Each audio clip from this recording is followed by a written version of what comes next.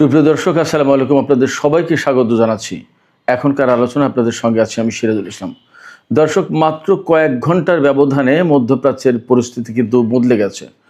America ঘোষণা দিয়েছিল মধ্যপ্রাচ্যের বিভিন্ন দেশ থেকে মার্কিন নাগরিকদের সরে যেতে হবে নিরাপত্তার জন্য। তার পরপরই ঘোষণা করা হয়েছিল আগামী 2-3 দিনের ভেতরে যদি আমেরিকা হামলা বন্ধ না করে তাহলে ইরান অ্যাগ্রেসিভ হয়ে উঠবে এবং মধ্যপ্রাচ্যের সমস্ত মার্কিন ঘাঁটি ধ্বংস করে দেবে। এই কথা ঘোষণার পরপরই কিন্তু আজকে প্রথমবারের মতো ইরান দিনের বেলায় ইরাকের সুলাইমানিয়াতে কুর্দি গেরিলাদের উপরে, কুয়েতে মার্কিন ঘাঁটি, বাহরাইনে মার্কিন ঘাঁটি এবং জর্দানের আজরাক বিমান ঘাঁটিতে হামলা চালিয়েছে। এবং একই সাথে ইরানের পক্ষ থেকে ঘোষণা করা হয়েছে তারা আমেরিকার সাথে যে ইসলামাবাদ সমঝোতার স্মারক সই করেছিল সেটা বাতিল করলো। আনুষ্ঠানিকভাবে আজকে ইরান ঘোষণা করেছে। মধ্যপ্রাচ্যের পরিস্থিতি যে দ্রুত বদলে যাচ্ছে এবং বড় রকমের সংঘাতের দিকে যাচ্ছে তা মোটামুটিভাবে বোঝা যাচ্ছে। এদিকে বিস্ফোরক মন্তব্য করেছেন নিউ ইয়র্কের মেয়র জোহরান মামদানি। তিনি বলেছেন, নেতানিয়াহু জাতিসংঘ সাধারণ পরিষদের অধিবেশনে যোগ দিতে এলে তাকে নিউ ইয়র্কে গ্রেপ্তার করা হবে। তবে আমেরিকার আইন কি বলছে সেটিও একটি গুরুত্বপূর্ণ বিষয়। সুপ্রিয় দর্শক, এই সব বিষয় নিয়ে এখন আমি বিস্তারিত আলোচনা করার চেষ্টা করব। আশা করি আপনারা শেষ পর্যন্ত সঙ্গে থাকবেন। খুবই গুরুত্বপূর্ণ বিষয়, ফলে এই আলোচনা ভালো লাগবে। আর ভিডিও ভালো লাগলে লাইক, কমেন্ট, শেয়ার করবেন এবং চ্যানেলটি সাবস্ক্রাইব করে সাথে থাকবেন। দর্শক, চলুন আমরা বিস্তারিত আলোচনায় চলে যাই। দর্শক, প্রথমেই যে কথা বলতে হবে, আমি দুপুরের ভিডিওতে বলেছিলাম, এক লাইনে সেই কথাটা জাস্ট আপনাদেরকে মনে করিয়ে দিই। আমেরিকা কিন্তু মধ্যপ্রাচ্যের সব দেশ থেকে তাদের নাগরিকদের সরে যাওয়ার জন্য বলেছে। কেন বলেছে? হিসাব সোজা, বড় রকমের সংঘাত বা বড় রকমের কিছু ঘটতে যাচ্ছে, তার মানে আমেরিকা ইরানের উপরে বড় রকমের হামলা চালাবে। আলটিমেটলি ইরানও তার বিরুদ্ধে জবাব দেবে। এখন আমেরিকা মধ্যপ্রাচ্যের সমস্ত দেশ থেকে মার্কিন নাগরিকদের সরে যেতে বলল, তার মানে কি আমেরিকা আসলে ইরানের উপর পরমাণু বোমা হামলার চিন্তা করছে কিনা, এটা কিন্তু সবচেয়ে বড় আশঙ্কার জায়গা। যাই হোক, তারা যদি সেই চিন্তা করে, ইরানের পক্ষ থেকে তো বলাই হয়েছে, গতকাল ইরানের পক্ষ থেকে বলেছে যে আমেরিকা যদি ইরানের উপর পরমাণু বোমা হামলা চালায় তাহলে ইসরায়েলকে মানচিত্র থেকে মুছে দেওয়া হবে। এখন এই প্রেক্ষাপটে মোটামুটি যা বোঝা যাচ্ছে, যা পরিস্থিতি তৈরি হলো, তাতে কিন্তু বড় রকমের একটা সংঘর্ষের সম্ভাবনা বা আশঙ্কা সামনে তৈরি হয়েছে এবং বড় রকমের একটা সংঘর্ষ আসলে হতে যাচ্ছে মনে হচ্ছে। কারণ হচ্ছে, আমেরিকা নাগরিকদের সরে যেতে বলল, ইরান দিল ওই ঘোষণা যে আমরা অ্যাগ্রেসিভ হয়ে যাব এবং মধ্যপ্রাচ্যের সমস্ত মার্কিন ঘাঁটি ধ্বংস করে দেব। এরপরেই ইরানের পক্ষ থেকে বিভিন্ন অবস্থানে এবং বিভিন্ন লক্ষ্যবস্তুতে দিনের বেলায় হামলা হয়েছে এবং এই সমস্ত হামলায় বড় রকমের ক্ষয়ক্ষতির মুখে পড়েছে আমেরিকা। এর ভিতরে ইরাকের কুর্দিস্তান অঞ্চল যেটা, সেই অঞ্চলে সুলাইমানিয়া প্রদেশে ইরান কুর্দি গেরিলাদের উপর হামলা চালিয়েছে। সেখানে ইরানের কুর্দিরা জট পাকায়, ষড়যন্ত্র করে ইরানের বিরুদ্ধে স্থল অভিযান বা সন্ত্রাসী হামলার পরিকল্পনা করছিল, দিয়েছে সেখানে হামলা চালিয়ে ইরান। একেবারে ইরানের সীমান্তবর্তী এলাকা, উত্তর পশ্চিম সীমান্তে, ইরাকের সীমান্তে। এরপরে কুয়েতে যে হামলা চালিয়েছে তাতে একাডেমি অফ সিকিউরিটি এই কমপ্লেক্সে, এই ভবন কমপ্লেক্সে হামলা চালিয়েছে এবং সেই কমপ্লেক্স আগুনে জ্বলে ছারখার হয়ে গেছে। এপাশে জর্দানের যে আল আজরাক বিমান ঘাঁটি, সেই বিমান ঘাঁটিতে ইরান সমন্বিত হামলা চালিয়েছে ড্রোন এবং ক্ষেপণাস্ত্র দিয়ে। ড্রোন এবং ক্ষেপণাস্ত্র দিয়ে হামলা চালানোর পর সেখানে অন্তত 2টো যুদ্ধ বিমান, F-35 হতে পারে অথবা F-16 হতে পারে অথবা 2 রকমেরই হতে পারে, 2টো যুদ্ধ বিমান এবং 3টি অ্যাডিশনাল এয়ারক্রাফট ধ্বংস হয়েছে। এই অ্যাডিশনাল এয়ারক্রাফট মানে সম্ভবত হয় গোয়েন্দা বিমান আর না হয় ওই যে জ্বালানি সরবরাহকারী বিমান, মানে রিফুয়েলিং ট্যাঙ্কার। KC-135 হতে পারে, KC-46 হতে পারে, 3টা ধ্বংস হয়েছে। আল আজরাক ঘাঁটিতে মোট 5টা বিমান ধ্বংস হয়েছে। এটা অনেক বড় ঘটনা। এবং সবচেয়ে বড় ইঙ্গিত সেটা হচ্ছে যে আমেরিকা ইরানের উপর হামলা চালালে পাল্টা জবাব দেয় ইরান। আজকে দিনের বেলায় যে হামলা হয়েছে তাতে ইরান কিন্তু স্বতন্ত্রভাবেই হামলা চালিয়েছে। আমেরিকাও ইরানের বিরুদ্ধে তো হামলা গত রাত পর্যন্ত চালিয়েছে 7মবারের মতো। এতে মোট এ পর্যন্ত ইরানে 50 জন নিহত এবং 500-র মতো আহত হয়েছে। এছাড়া ইরানের দক্ষিণাঞ্চলে যে সমস্ত এলাকা তাতে মোট 116টি টেলিকমিউনিকেশন টাওয়ার নষ্ট হয়েছে এই কয়েকদিনের মার্কিন হামলায়।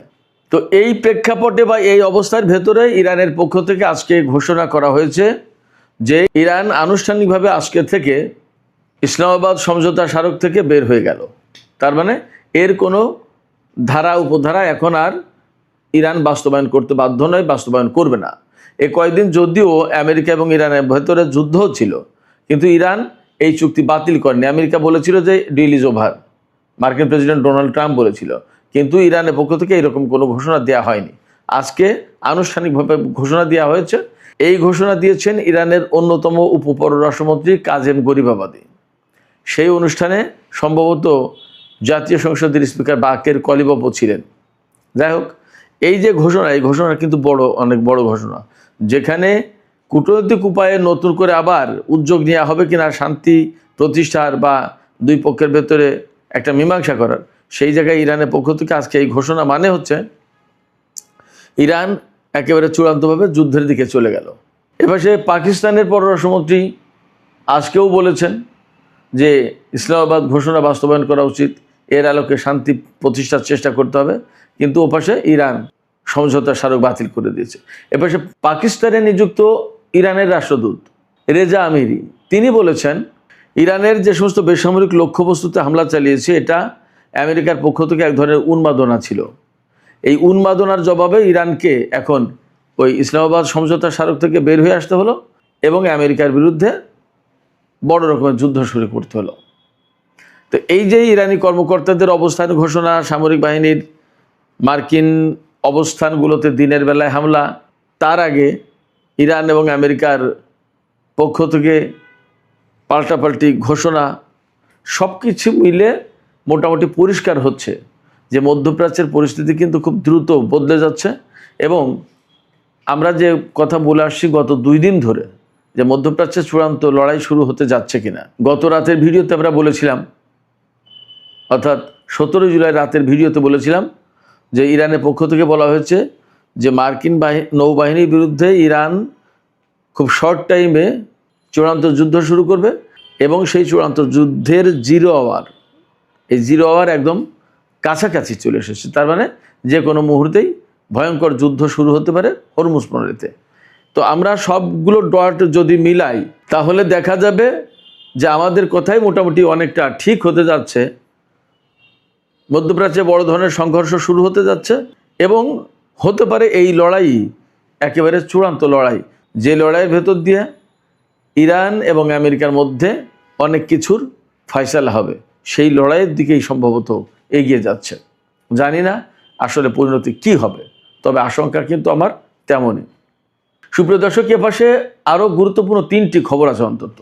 একটা হচ্ছে নিউ ইয়র্কের মেয়র মামদানি, জোহরান মামদানি, তিনি ঘোষণা দিয়েছেন আগামী সেপ্টেম্বর মাসে ইসরায়েলের প্রধানমন্ত্রী বেনিয়ামিন নেতানিয়াহু যদি নিউ ইয়র্ক শহরে আসে জাতিসংঘ সাধারণ পরিষদের অধিবেশনে যোগ দিতে, তাহলে তাকে গ্রেপ্তার করা হবে।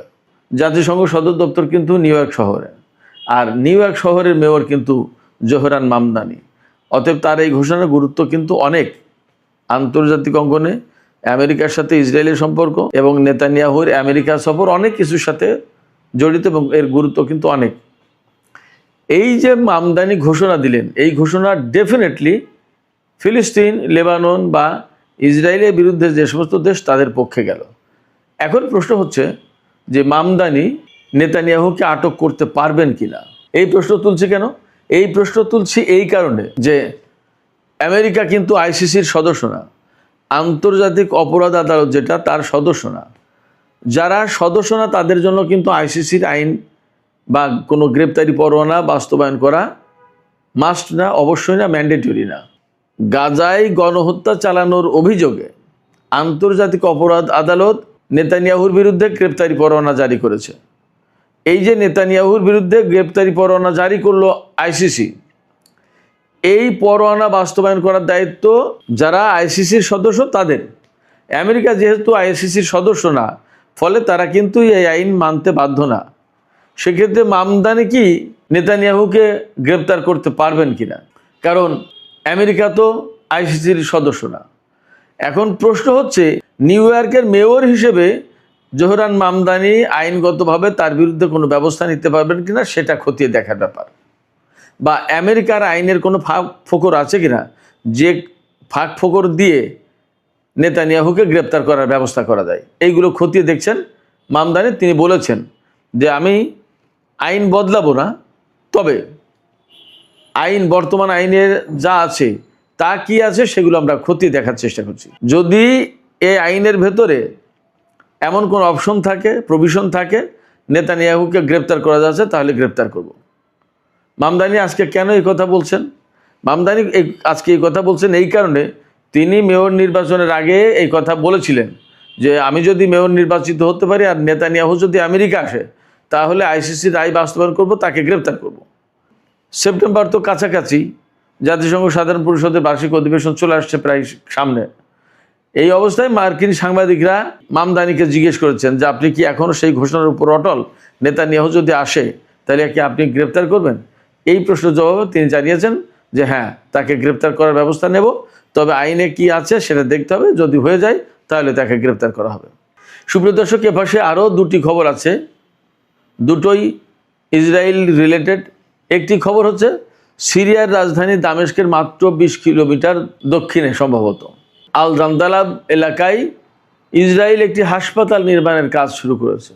সিরিয়ার ভিতরে, সিরিয়ার রাজধানী থেকে মাত্র 20 কিলোমিটার দূরে ইসরায়েল একটি হাসপাতাল নির্মাণের কাজ শুরু করেছে। এই খবর দিচ্ছে সিরিয়ান অবজারভার নামে একটি পত্রিকা, এবং মোটামুটিভাবে আলোচনা হচ্ছে বিষয়টা নিয়ে যে ইসরায়েল কি করে স্বাধীন সার্বভৌম একটি রাষ্ট্র সিরিয়া, সেই রাষ্ট্রের ভেতরে হাসপাতাল বানায়। হাসপাতালটা কেন বানাচ্ছে? ইসরায়েল বলছে যে দ্রুজ সম্প্রদায়ের চিকিৎসা সেবা টেবা দেওয়ার জন্য, কিন্তু সিরিয়ার দ্রুজ সম্প্রদায়ের যারা ধর্মীয় তারা বলছে যে আমরা সিরিয়ার প্রতি অনুগত, সিরিয়া আমাদের দেশ। আর বিশেষজ্ঞরা বা রাজনৈতিক বিশ্লেষকরা বা সামরিক বিশ্লেষকরা বা ভূ রাজনৈতিক বিশ্লেষকরা তারা বলছেন যে একটি স্বাধীন সার্বভৌম দেশ সিরিয়া, তার ভিতরে কি করে ইসরায়েল এই হাসপাতাল বানাতে পারে? এটা সম্ভব কিভাবে? নিতান্তই গায়ের জোরে। এবং বর্তমানে যিনি ক্ষমতা আছেন আল সারা বা জোলানি, তিনি হয়তো ইসরায়েলকে গ্রিন সিগন্যাল দিয়েছেন। প্রশ্ন হচ্ছে যে তিনি মুসলিমদের স্বার্থ এবং সিরিয়ার স্বার্থ রক্ষা করার জন্য তো সিরিয়ার প্রেসিডেন্ট হয়েছেন, এখন তিনি কি করে ইসরায়েলের হাসপাতাল নির্মাণের এখানে অনুমতি দেন? অথচ ইসরায়েলের সাথে সিরিয়ার কিন্তু শত্রুতা কাগজে কলমে অন্তত। এবং সিরিয়ার একটা বিরাট অংশ গোলান উপত্যকা, গোলান মালভূমি, তা কিন্তু ইসরায়েল দখল করে রেখেছে, এবং যা নিয়ে বাশার আসাদ সরকারের সাথে ইসরায়েলের ব্যাপক দ্বন্দ্ব ছিল। আর এখন জোলানি ক্ষমতা এসে সে সমস্ত সব কিছু ভুলে ইসরায়েলকে সিরিয়ার ভিতরে হাসপাতাল বানাতে দিচ্ছে। তার মানে কি? তার মানে হচ্ছে এই হাসপাতালের নামে এখানে ইসরায়েলি সামরিক বাহিনী এবং গোয়েন্দাদের উপস্থিতি ঘটিয়ে ইরান রিলেটেড যে সমস্ত তৎপরতা বা ব্যক্তিদের অবস্থান কার্যক্রম, এইগুলো তারা মনিটর করবে, এবং এখান থেকে অর্থাৎ ইসরায়েল অ্যাডভান্স হয়ে এসে সিরিয়ার ভিতরে তাদের একটা অবস্থান তৈরি করলো। এটা হলো পরিষ্কার কথা। এদিকে আরেকটি খবর বেরিয়েছে, এটা বহু গণমাধ্যমে এসছে, ইসরায়েল এইরকম একটা কারাগার নির্মাণের চিন্তা করছে যেখানে কুমির দিয়ে ঘেরাও করে রাখা হবে চারিপাশ দিয়ে, যাতে কারাগার থেকে ফিলিস্তিনি বন্দীরা পালিয়ে না যেতে পারে। চিন্তা করতে পারেন। এবং এখানে নীল নদের কুমির এনে দেওয়া হবে। তাহলে মানবতা কোথায়? মনুষ্যত্ব বোধ কোথায়? সভ্যতা কোথায়? এটা কি সভ্য দুনিয়া? এই প্রশ্ন কিন্তু আসে। সুপ্রিয় দর্শক, এখনকার আলোচনা এখানে শেষ করতে চাইছি। আলোচনা শেষের আগে আপনাদের কাছে আমি প্রশ্ন করতে চাই, আপনাদের মতামত জানতে চাই যে আসলে যে সমস্ত লক্ষণ মধ্যপ্রাচ্যে দেখা যাচ্ছে, ইরান বিশেষ করে দিনের বেলায় হামলা চালালো, তার ভেতর থেকে এই কথা মনে হচ্ছে যে এই যে চূড়ান্ত যুদ্ধ শুরু হওয়ার যে কথা, যে আকার ইঙ্গিত, যে আলাপ আলোচনা ছিল, তার প্রথম ধাপ শুরু হয়ে গেল? কি মনে হয়? আর নিউ ইয়র্কের মেয়র জোহরান মামদানি তিনি নেতানিয়াহুকে আটকের ঘোষণা দিলেন। এই ঘোষণাটা কত গুরুত্বপূর্ণ আন্তর্জাতিক রাজনীতির ক্ষেত্রে, আমেরিকা এবং ইসরায়েলের সম্পর্কের ক্ষেত্রে। আপনাদের মতামত কমেন্টে জানাতে পারেন। আর ভিডিও ভালো লাগলে লাইক, কমেন্ট, শেয়ার করবেন এবং চ্যানেলটি সাবস্ক্রাইব করে সাথেই থাকবেন। দর্শক, এখনকার মতো আলোচনা এখানে শেষ করতে চাই। আপনারা সবাই অনেক অনেক ভালো থাকুন। আল্লাহ হাফেজ।